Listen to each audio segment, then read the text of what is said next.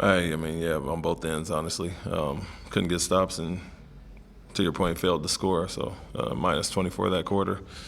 To give up 44 in a quarter, you got to at least get it back on the other end to keep it close. And, yeah, we had a poor quarter on both ends.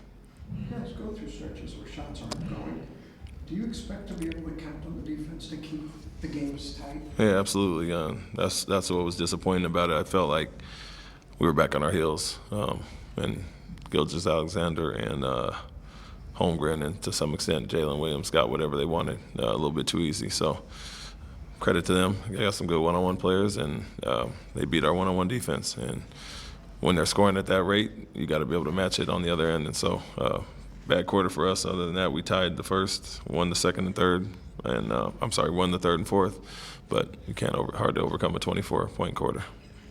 They obviously play super physical. Are you happy with how physical you guys play, and how would you assess that? No, I wouldn't say so. I think offensively, even from the start, tie game after the first quarter, but we were going to the basket, not getting a lot of calls, and probably complaining for calls or looking for calls. So I'd like to just play through that.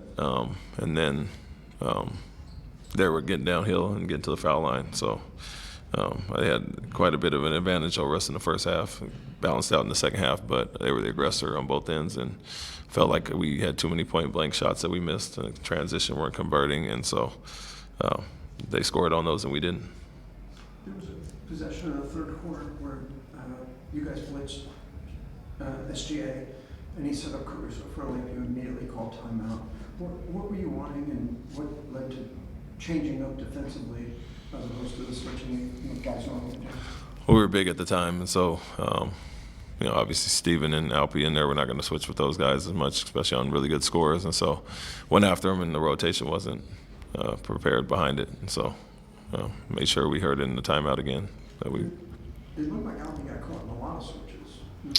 There was some with Caruso, but we're not going to switch on to Gilgeous-Alexander or Jalen Williams. We don't mind him guarding some of their other not as good scorers. But yeah, on that specific blitz there, we just didn't get into the rotation, and our backside guys weren't ready. So that's why I called the timeout. Thanks, Coach. Thank you. Thank you.